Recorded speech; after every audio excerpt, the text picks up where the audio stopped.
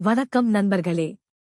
மாயாஜாலமும் வீரமும் நீதியும் நிறைந்த மாமன்னன் விக்ரமாதித்தன் கதைகள் தொடருக்கு உங்களை வரவேற்கிறோம். நாம் உலகெங்கும் தேடி ரசிக்கும் எத்தனையோ கதைகளுக்கு மூலக்கதையாக விளங்கும் மாபெரும் காவியம் இது. இந்த முதல் அத்தியாயத்தில் அந்த அதிசய நவரத்தின சிம்மாசனம் எப்படி கிடைத்தது என்பதை பார்ப்போம். அத்தியாயம் 1. காட்டில் கண்டெடுத்த கனகமணி சிம்மாசனத்தின் கதை. கவர்ச்சி கிரீடம் போல் உஜ்ஜயினி பட்டணம் முன்காலத்தில் திகழ்ந்தது. நீலவானத்தை முத்தமிடும் பட்டுக் கொடிகளும் நிலா ஒப்பரிகைகளும் மாட மாளிகைகளும் மணிக்கோபுரங்களும் தந்த ஸ்தாபிகளும் நந்தவனங்களும் விசாலமான நவமோகன வீதிகளும் சிருங்கார மண்டபங்களும் சிந்தையை கவரும் விசித்திர வினோதங்களும் நிறைந்து எந்நேரமும் ஜே ஜே என்று மடங்கிய அந்நகரம் மாயாபுரியாகவே காட்சியளித்தது. அந்த பட்டணத்தை அறநெறி வழுவாத போஜமகாராஜன் ஆண்டு வந்ததால் அரண் தர்மாபுரி என்கிற பெயரும் நிலவி வந்தது. போஜராஜன் சதா தன் குடிமக்களின் நலத்திலே கண்ணம் கருத்தும் கொண்டவனாய் ஆட்சி புரிந்து வரவே அந்த சக்கரவர்த்தியின் பெயர் உலகெங்கும் பிரசித்தியாயிற்று. போஜனுக்கு பிரதம மந்திரியாக விளங்கிய நீதி வாக்கிய மந்திரி என்பவரும் உஜ்ஜயினி பட்டணத்தில் தருமம் தழை தொங்கும்படி செய்து வந்தார். அந்நாளையில் பக்கத்தில் உள்ள காட்டு பிரதேசத்திலிருந்து துஷ்ட மிருகங்கள் அடிக்கடி நாட்டினுள் புகுந்து மக்களை துன்புறுத்துவதோடு அவர்களின் உடைமைகளான ஆடு, மாடு, கோழி முதலான பிராணிகளைக் கொன்று தூக்கிச் சென்றன. குடிமக்களின் கஷ்டத்தை அறிந்த போஜமகாராஜன் ஒரு நாள் தன் சதுரங்க சேனைகளை அணிவகுத்து நடத்தி மந்திரி பிரதானிகளுடன் வேட்டையாடச் சென்றான். அவர்கள் வனாந்தரத்தை அடைந்து புலி, சிங்கம், கரடி முதலான கொடிய விலங்குகளை வேட்டையாடினார்கள். சூரியன் உச்சியை நெருங்கும் சமயம் வந்தது. வெயில் தகித்தது. படைகளும் களைத்து விட்டன. போஜராஜன் வேட்டையை நிறுத்திவிட்டு களைப்பாற விரும்பினான். மன்னனும் அவனுடைய பரிவாரங்களும் அருகிலே தாக சாந்திக்கு தண்ணீரும் சோர்வு நீங்க நிழலும் கிடைக்குமாவென்று நாலாதிசைகளிலும் சுற்றிப் பார்த்து வரும்போது நன்கு விளைந்திருந்த கம்பங்கொல்லை ஒன்றை அடைந்தார்கள். சுற்றிலும் பணர்ந்து அடர்ந்த கிளைகளோடு மரங்களும் நடுவே முற்றிய கதிர்களை உடைய கம்பு பயிரும் கொண்ட அக்கொல்லையானது மன்னனின் மனதை மிகவும் கவர்ந்தது. அந்தக் கொல்லை சரவணப்பட்டன் என்னும் ஓர் அந்தணனுக்கு சொந்தமானது. முற்றிய கதிர்களைப் பறவைகள் கொத்தி தின்னாமலிருக்க காவலுக்கு அவன் கொல்லையின் நடுவே பரண் ஒன்றைக் கட்டி அதன் மீது ஏறி அமர்ந்திருப்பான். பறவைகள் கூட்டமாக வந்து கதிர்களில் உட்காரும்போது கற்களை விட்டெறிந்து அவற்றைத் துரத்துவான். அன்றைய தினம் சரவணப்பட்டன் பரண் மீது அமர்ந்திருந்தான். வேட்டையில் களைத்துப் போய் முகம் கருத்து வரும் மன்னர் பிரானையும் பரிவாரங்களையும் பார்க்கும்போது அவனுக்கு பரிதாபமாக இருந்தது. சரவணப்பட்டன் பரண் மீது இருந்தபடியே வரவேண்டும் வரவேண்டும், வேட்டையினால் மிகவும் களைத்துப் போயிருக்கிறீர்கள். இதோ இந்த கம்பங்கொல்லை முழுவதும் என்னைச் சேர்ந்ததே. முற்றிய கதிர்கள் இருக்கின்றன. இதோ இனிமையான பழங்கள் கொத்து கொத்தாக தொங்குகின்றன. வெள்ளரிப் பிஞ்சுகளும் இருக்கின்றன. தாங்கள் தாராளமாக தங்கள் பரிவாரங்களுடன் கொல்லையில் நுழைந்து பசி தீரச் சாப்பிடுங்கள். காய்ந்து போயிருக்கும் கம்பு தட்டைகளை குதிரைகளுக்கு கொடுக்கலாம். எனக்கு கிடைத்தற்கரிய பாக்கியமே இது. இராஜாதி ராஜர் இன்று என் விருந்தாளியாக இருப்பது என் பூர்வ ஜன்ம பலனே என்று உள்ள கனிவோடு அழைத்தான். அவன் வார்த்தைகளைக் கேட்ட போஜ மகாராஜன் தன் பரிவாரங்களை அழைத்துக் கொண்டு கம்பங்கொல்லையில் நுழைந்தான். பசியால் வருந்திய போர்வீரர்கள் கதிர்களை ஒடித்து தின்னத் தொடங்கினார்கள். சிறிது நேரத்துக்கெல்லாம் பரண் மீதிருந்த சரவணப்பட்டன் கீழிறங்கி வந்தான்.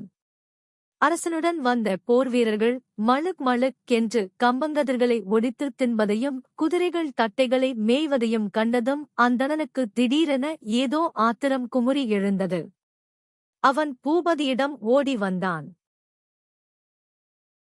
போஜ மகாராஜனே, இதென்ன காரியம்? கேள்வியே கிடையாதா? நீதி நெறி வழுவாத தாங்களா இந்த அநீதமான காரியத்தில் இறங்கினீர்கள்? நீங்களும் உங்கள் பரிவாரங்களும் ஏழை அந்தணன் ஒருவனுடைய கம்பங்கொல்லையே அழித்துக் கொண்டிருக்கிறீர்கள் என்பதை தாங்கள் அறியவில்லையா? என் 1 வருட வருமானத்தையே பாழாக்கிவிட்டீர்களே. மற்றவர்கள் கெடுதல் செய்யும் போது மக்களின் தலைவரான தங்களிடம் வந்து முறையிடலாம். வேலி போன்ற மன்னரே கெடுதல் செய்யும் போது அதைப் பற்றி நான் எவரிடம் சென்று முறையிடுவேன்? மதம் பிடித்த யானையையும் முறை தவறி நடக்கும் ஆட்சியாளனையும் தவறு செய்யும் அறிவாளியையும் யாரால் நிறுத்த முடியும் என ஒரு பொன்மொழி உண்டு. மேலும் தாங்கள் எல்லா நீதி சாஸ்திரங்களையும் கற்றுணர்ந்தவர். அப்படி இருக்கத் தாங்களே அந்தணன் ஒருவனுடைய சொத்தை பாழாக்குகிறீர்கள். அந்தணன் சொத்துதான் உண்மையான விஷம் என்று சொல்லப்படுகிறது. விஷம் என்பது அறிஞன் ஒருவனுடைய சொத்துடன் ஒப்பிடும்போது விஷமாகாது, அந்தச் சொத்தே உண்மையான விஷமாகும். ஏனென்றால் விஷம் அருந்திய ஒருவனை மட்டுமே கொல்லக்கூடியது. ஆனால் அறிஞன் சொத்தோ அபகரித்தவனின் சந்ததியையும் அவர்களின் சந்ததிகளையும் கூட அழித்துவிடும் அன்றோ? இதைத் தாங்கள் அறிவீர்களே என்று முறையிட்டான் சரவணப்பட்டன். அவனுடைய வார்த்தைகள் அரசனின் நீதி உள்ளத்தில் வேதனையை உண்டாக்கின. அடுத்த கணமே போஜராஜன் பரிவாரங்களை அழைத்துக் கொண்டு வெளியேறினான். இந்தச் சமயத்தில் சரவணப்பட்டன் மீண்டும் பரண்மேல் ஏறி உட்கார்ந்து கொண்டான். மன்னர் பிராணம் பரிவாரங்களும் கொல்லையை விட்டு வெளியேறுவதைக் கண்டதும் சரவணப்பட்டன் மறுபடியும் திடீரென்று கூவினான்.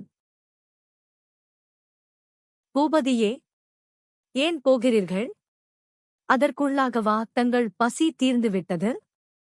வேட்டையினால் ஏற்பட்ட களைப்பு இன்னும் நன்கு தீரவில்லை என்பதை தங்கள் திருமுகமே காட்டுகிறதே. பசி தீர உணவருந்தி நிழலில் படுத்து இளைப்பாருங்கள். வீட்டுக்கு வந்த விருந்தாளி உணவருந்தாமல் செல்வது சரியல்ல என்றான். மன்னனை வற்புறுத்தியும் கூப்பிட்டான் சரவணப்பட்டன். போஜராஜனுக்கு பெரும் வியப்பாகிவிட்டது. பரண்மேலிருந்த போது அந்த மறையவன் நம்முடைய நிலையை உணர்ந்து பசி தீர கம்பங்கதிர்களை ஒடித்து சாப்பிடுமாறு அழைத்தான். பரனை விட்டு கீழிறங்கி வந்ததும் அவன் உள்ளத்திலே தோன்றிய அந்த உயர்ந்த எண்ணம் மாறிவிட்டது. ஐயோ, கொல்லை பாழாகப் போகிறதே என்ற கீழ்த்தர எண்ணமும் சுயநலமுமே மேலோங்கி நின்றன. மீண்டும் பரன் மீது ஏறியதும் விருந்து சாப்பிட அழைக்கப்பட்ட நாம் திரும்பிச் செல்வதைக் கண்டு வருந்துகிறான். இது மிகவும் விசித்திரமாக இருக்கிறது. இது இந்த இடத்தின் விசேஷம் போலும். நாமும் அந்த பரன் மீது ஏறி பார்க்க வேண்டும். இவ்விதம் அரசன் தன் மனதில் நினைத்தவனாய் சரவணப்பட்டன் அருகில் வந்து பரன் மீது ஏறினான். படிகளில் காலை வைத்து ஏறியவுடனே உலகாளப் பிறந்தவனின் உள்ளத்திலே சலனமற்ற அமைதி குடிகொண்டது. அனைவரையும் கஷ்டத்திலிருந்து விடுவிக்க வேண்டும். உலகம் வறுமையின் பிடியில் சிக்குண்டு நாசமாவதைத் தடுக்க வேண்டும்.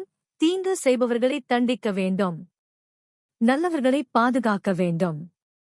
குடிமக்களை அறநெறி பிசகாமல் பரிபாலனம் செய்ய வேண்டும். இம்மாதிரியான உயர்ந்த எண்ணங்களே போஜ மன்னன் உள்ளத்தில் தோன்றின.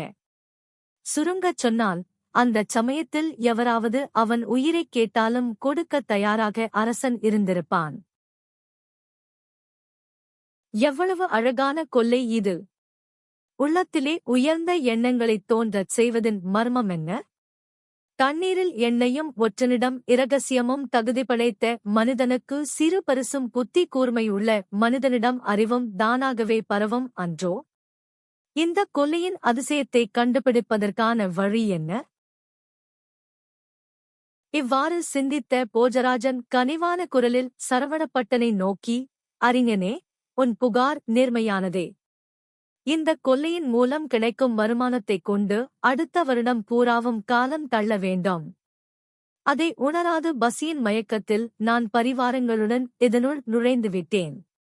அதற்கு பிரதியாக இந்தக் கொல்லையை உன்னிடமிருந்து கிரயம் கொடுத்து பெற்றுக் கொள்கிறேன். நீ விரும்புவதைத் தாராளமாகத் தெரிவி என்று கேட்டான். அரசே, தாங்கள் அனைத்தும் அறிந்தவர், எது செய்யலாம் எது செய்யக்கூடாதென்பதைத் தெரிந்தவர். இந்தக் கொல்லையின் மதிப்பைத் தாங்களே நிர்ணயித்துக் கொள்ளலாம்.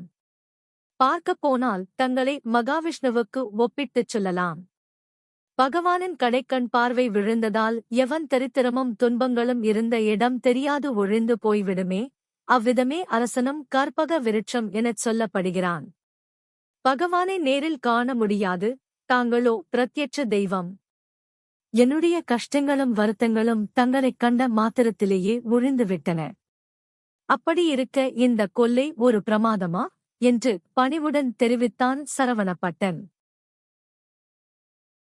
அவன் வார்த்தைகளால் மகிழ்ச்சி கொண்ட போஜராஜன் அக்கொல்லைக்குப் பதிலாக அநேக பரிசுகளும் திரவியங்களும் இனாம் நிலங்களும் அவனுக்குக் கொடுத்து அக்கொல்லையை தன்னுடையதாக்கிக் கொண்டான். மறுநாளே அவன் தன் அரசாங்க ஆட்களை விட்டு பரன் இருந்த இடத்தில் தோண்டிப் பார்க்கச் செய்தான். அவ்வாறே ஆட்கள் பூமியை வெட்டிப் பரிசோதித்தார்கள். மண்ணை ஆழமாக வெட்டும்போது டங்கென்ற ஒலியுடன் அழகிய நவரத்தினச் சிம்மாசனம் ஒன்று தென்பட்டது. போஜன் அளவில்லா ஆனந்தம் கொண்டவனாய் மேலும் பூமியை நாற்புறமும் குடைந்து வெட்டச் செய்தான்.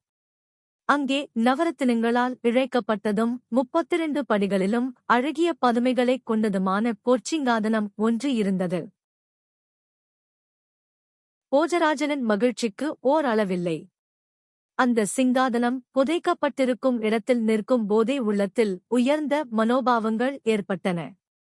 அந்த அதிசயமான நவரத்தின சிம்மாசனத்தில் அமர்ந்து ராஜ்ய பரிபாலனம் செய்தால் எவ்வளவு நற்குணங்களுக்கு இருப்பிடமாகி புவனமெங்கும் பிரகாசிக்கலாம். அரசன் அந்த ஆவலோடு பள்ளத்தில் இறங்கி சிங்காதனத்தை மேலே தூக்கச் செய்தான். ஆட்கள் ஒன்று சேர்ந்து சிங்காதனத்தை தூக்க முயன்றார்கள். சிங்காதனம் இருந்த இடத்தை விட்டு அசையவில்லை. புஜபல பராக்கிரம மன்னனுக்கு ஒன்றும் தோன்றவில்லை. அருகிலே நின்ற நீதிவாக்கிய மந்திரியை பார்த்தான். மாமந்திரியே, நவரத்தின சிங்காதனம் இடத்தை விட்டு பெயர மறுப்பதன் காரணமென்ன என்று கேட்டான் போஜராஜன். பூபதி, பூமியில் புதையுண்டு கிடந்த இச்சிங்காதனம் புராதன காலத்தைச் சேர்ந்தது. தெய்வத்தன்மை வாய்ந்தது. இதற்கு உரிய பூஜை புனஸ்காரங்கள் செய்யாமல் நாம் எடுக்கும் எந்த முயற்சியும் பலனை அளிக்காது என்றார் நீதிவாக்கிய மந்திரி. உடனே புவி மன்னன் புரோகிதர்களை வரவழைத்து சிங்காதனத்துக்குச் செய்ய வேண்டிய பூஜைகளையும் உபசாரங்களையும் செய்யுமாறு வேண்டினான். அதற்குப் பிறகே சிங்காதனம் அதன் இருப்பிடத்தை விட்டு நகர்ந்தது.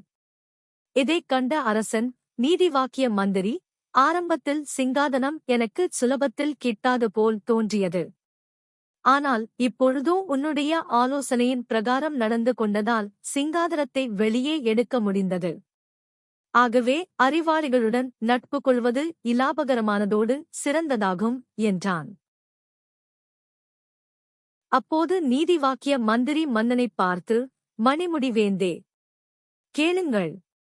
எவனொருவன் எவ்வளவு பெரிய அறிவாளியாக இருந்தாலும் மற்றவர்களின் ஆலோசனையையும் கேட்காவிடில் அவன் அழிவையே அடைவான். தாங்கள் அப்படியல்ல. நீங்கள் அறிவாளியாக இருந்தாலும் இவ்விஷயத்தில் என் ஆலோசனைக்குச் செவி கொடுத்தீர்கள். ஆகவேதான் தாங்கள் எடுக்கும் எந்த முயற்சியும் பலனின்றி வீண் போவதில்லை என்றார். அப்பொழுது போஜமன்னன் மீண்டும் சொன்னான், மதிமந்திரி, எவனொருவன் வரப்போகும் கெடுதல்களை முன்னதாகவே உணர்ந்து ஆட்சியாளனை நல்லதற்ற வழியிலே செல்லாது தடுத்து நேர்மையான பாதையில் அழைத்துச் செல்கிறானோ அவனே உண்மையான மந்திரியாவான். ஆம் அரசே.